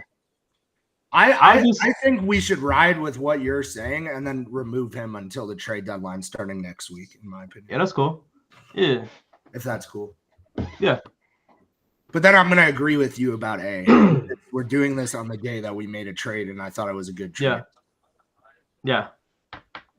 But I also kind of think he's still worse than JJ, like at their jobs recently. even with Yeah, the I trade. would still put him at the bottom of A if we were to go A. So we could do that. Yeah, I would do that. I was prepared to throw out a D-Lo tier just in case. Yeah, I mean, look, he's in the D-Lo tier in general, but now Earl's saying this one trade wouldn't put him in the D-Lo tier. We could make a new tier. I don't know. We could make a new tier. I would just say I thought it was because like if we're not going like if you like think about it this way, if we're talking about like everything is based off of this season, right? If you take a test in school and you take your first test, you get 100 on it, then you have 100 on it, right? You have 100 in the class until you do something different, until you get another assignment, graded assignment. So that's kind of what I was basing off of, just hypothetically. I mean, would you hate it if we did a new tier and called it Michigan Man? Honestly, no. I mean, it wouldn't. I don't know. I'll just say this. I grade his trade an A. What comes after that as far as tier list, I'm not sure. But I do know this was a great trade that we needed for the team and a good start to our trade season. Hopefully not the end. Hey, I mean, people who went to Michigan, they call themselves Michigan Men. You could make a tier Michigan Men and put me and Rob Pelinka and Mo Wagner. But yeah, I don't know. I don't know what the answer should be. But I agree with Earl that it was an A trade. Maybe I don't know what the answer is for this though. Yeah, I'm not sure, but yeah, an A trade. But Now we'll go bottom of A tier, just for now. Just for the trade, everyone. We don't think Rob is an AGM. I'll clarify. Yeah. I'll clarify that. All right, good. There's another good, tier list. I mean, Dorian coming to the tier list. The other guy, Milton, coming to the tier list. I don't know. Shake and bake. Yeah, so we'll have some more updates for you guys. The D-Lo tier is probably going to stay, at least throughout the season. Okay, so on the chat, I guess this is a good way to transition to just last topics. Mark, for that, why are the Celtics a suitor for Lonnie Walker? If they had Lonnie Walker, they told him to leave and he went to I don't know. I have no idea. That feels weird to me. Like if I'm Lonnie Walker, I'm not like, okay, you guys are ready for me now. I'm coming back. Yeah, I'm not. No. I could see the Sixers. I like that. McCain injured and stuff. With Lowry being like old. Gordon's old. The Timberwolves. Who's the Timberwolves backup like guards? Just like Dillingham or I don't even know. Oh, Nickeil Alexander-Walker. I don't know. He's a lot better than Lonnie Walker. Heat are always good because they always need people, bro. They literally always need like help at every position besides Bam and Jimmy spots. Nuggets would be the last one. I mean, I like that too. I would probably say like play Westbrook a lot less. Westbrook would hate that move. So I don't know. Lonnie could be interesting. I think I told you this earlier. I think people are a little off the mark about Dennis Smith Jr., to be honest. Like, I think he's a pretty decent player because the metrics show that he was a great defender last year. The eye test showed that. And I just think obviously he's athletic on offense. I guess I don't think he's known as a shooter at all. And that probably hurts like when you're a smaller guard and you're not known as a shooter. So maybe that's why people aren't high on him, but I think he's an interesting player in that kind of same breath as like a Lonnie Walker on the buyout market. But yeah, that was literally all I had for random topics. Earl and Alan, whatever you guys want to look ahead at next. Oh, the schedule is coming up. Yeah, my thing started glitching out. Like my screen started spinning. But we back. Yeah, like mentioned, this is the last talk for this one. As mentioned, the Lakers finished 4-1, and like said, they'll be playing next Tuesday, December 31st, versus the Cleveland Cavaliers. We don't fully know if Dorian Finney-Smith or Shake Milton will be available. I imagine they will be because it's only Saturday, so they'll get breaks. But yeah, these for our panelists and also everybody down in the chat, feel free to drop your predictions. And these for you guys who are here, what is your hot takes as we end this one? Lakers play the Cavaliers, the Blazers, and the Hawks. And, of course, we'll be back next week to preview the game versus the Rockets. Yeah, Have a good I one. think 1, 2, 3, 4, 5, 6. I think that the Lakers will extend their win streak to 6 games. I think we go into Cleveland. Is that a home or away game, by the way? Cleveland won. It's a home game. Okay, yeah. It's home if the Lakers are on the bottom. I know it's strange they do it that way. Oh, okay. Okay, bet. Yeah, I think Cleveland is definitely the hardest game we have in this upcoming stretch besides the Rockets. We'll talk about that in a minute. I think we can win that game. Trailblazers should be easy. Hawks is a get-back game. We just lost to them. A lot of that was because of defense, and with Dorian Finney-Smith joining our team, I think he can definitely solve a couple of those problems. And then the Rockets, I feel like, is another one of those test games. They've been having a pretty good season, great season to start, and I definitely could see us winning another tough game. So maybe I'm overestimating Dorian Finney-Smith's value to this team early on to start and his fit, but I think he helps us win some of these games. I don't know if he plays versus Cleveland. I really hope he does, but that'll be a really fun first game to see him play versus one of the best teams in the NBA right now. So, yeah, that's my hot take. I think we extend to a 6-game winning streak. I think the hardest thing is Cleveland. If we get past Cleveland, then I can see us doing it. Well, yeah, if we beat Cleveland, we'll be on a 6-game winning streak from the high of that in the trade. But I don't know if we're going to beat Cleveland. I'm sorry. They're very, very good. I think they match up really well against most teams, including us.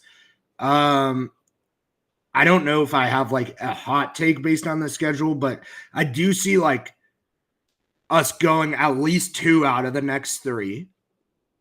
I think that's fair, like with the Cavs, Blazers, Hawks.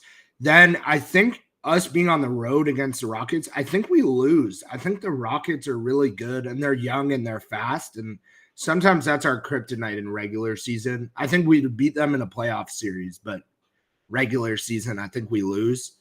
Mavs, I think we're going to have a chance. I view every Mavs game as like a 50-50 type situation, but obviously we'll get to that down the line. Mavs are good and all, but I really do feel like Lakers have a chance to win any of those. I think Rockets is maybe the hardest matchup for us to win. Maybe that's a hot take because Cleveland is better, way better than Houston. But I think Rockets is really on the road. I just think we're not good on the road. I mean, you could go look at the numbers. We're good at home. So Rockets on the road sounds more difficult to me than Cleveland at home for the Lakers. But yeah, it should be a decent week. I guess. Is the Rockets game on Sunday? I don't know. I can't even – my screen's a little blurry. Do you know what it is, Alan? Oh, it is. Okay. So, yeah. So, we'll be back, right before that game, I guess. Literally right before that game. So, it'll be like a pregame show for that one, which is cool. So, yeah, obviously everyone have a good New Year's. I know we're still like wrapping up here, but my closing thoughts, everyone have a good New Year's Eve and day or whatever. We won't be doing the Cavs game on here just because, like I said, it's New Year's Eve, but the Blazers game will be back with Caden on January 2nd, Thursday. And then, yeah, should be a good week of Lakers basketball. Just happy we're getting our shit together, even if it's 33% way there to contention. It's good to see that we're starting that process. I just want to say shout out to Quest for 18 podcast. I enjoyed today's episode. I always enjoy these episodes. Thank you for having me on today here and there. And I said something early in the chat. I said watching as a viewer hits different. And I don't know if you guys took that the wrong way, but I just want to clear that up. Like, I like watching the Quest for 18 podcast so much that, and this might sound wrong, I don't want to be a part of it. I don't want to be on the stage. I want to watch and let you guys cook. Like, I'm so serious. Like, I like being a viewer of the Quest for 18 podcast so much that, like, I don't even want to be on the stage. I like watching Al and Earl, Jake. You guys just get to work. You guys are amazing. So that's it. Thank you, man.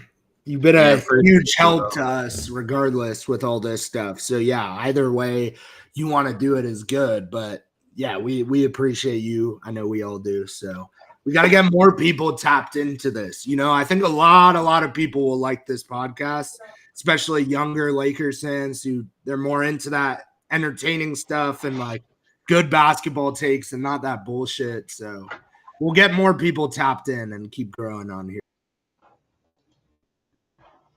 Yeah, I agree, and I think that those were some really good hot takes. Appreciate you being active in the chat, Mal. Appreciate Mark as well for coming up and joining us for Quest for 18 as well today too. Yeah, thank you. But yeah, did you have anything you wanted to add, Mark, before we head it to Alan? No, it was a great stream. I always love talking to you guys, and yeah. And we appreciate having you, man. Always appreciate your ball knowledge and bringing some different perspectives to the show as well. Thank you, bro.